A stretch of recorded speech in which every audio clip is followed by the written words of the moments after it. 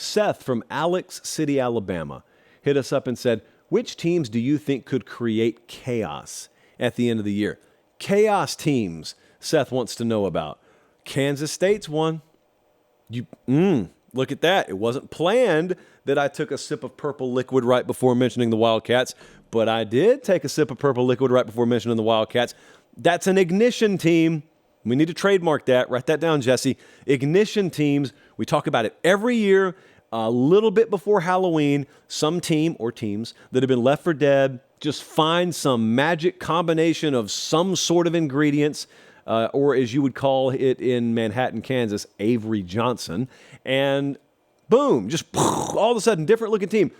It's like you tried to crank the car 3 times in the morning and the engine didn't turn over, and the 4th try, after your car has lost to Missouri, after your car has inexplicably lost to Oklahoma State, it just cranks and you smoke TCU after you beat Texas Tech on the road. And now what do we have? Why is this a chaos team?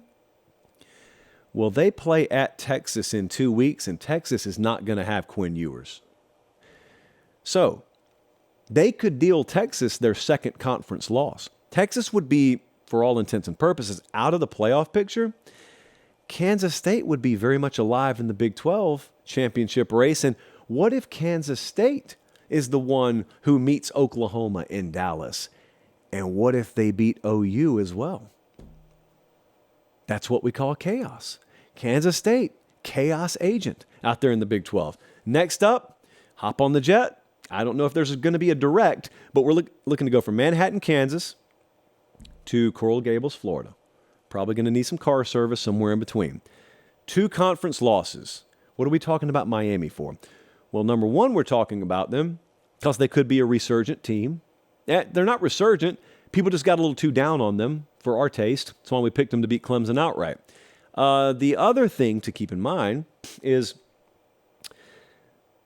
the 2 losses is not the end of the world in the ACC right now, especially after North Carolina got beat the other night. You got 1 undefeated left. That's Florida State. Miami still plays them.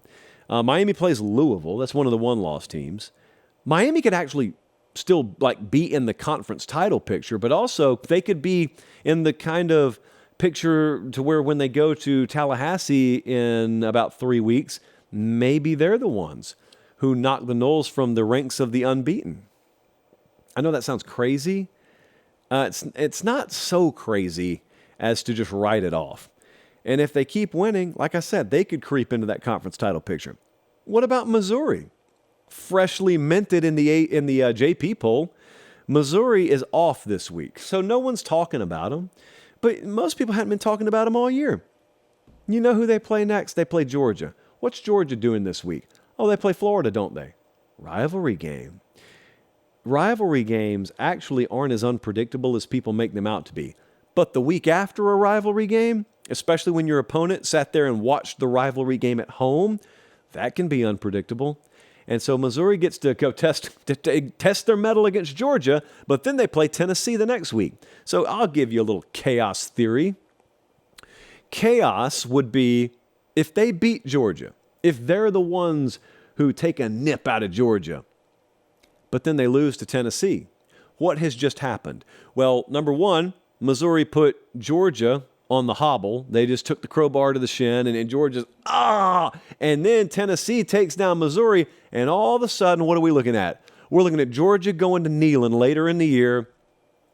I don't want to say crippled, because it has connotations, but they are severely hobbled, and Tennessee's right back in it, is the point. Tennessee needs Georgia to lose, or else it doesn't matter if they beat them by 500 into a coma. Georgia's still got a game on you. But if Georgia is already a 1-loss team and you don't lose again by the time they come up there, you could end up backing your way into Atlanta. Missouri could have a lot to say about that. And lastly, what about Oregon State? Oregon State's a good team, first off. And the last 2 weeks of the regular season, they play at Oregon. Oh, no. They play versus Washington and then at Oregon. I think that's the order.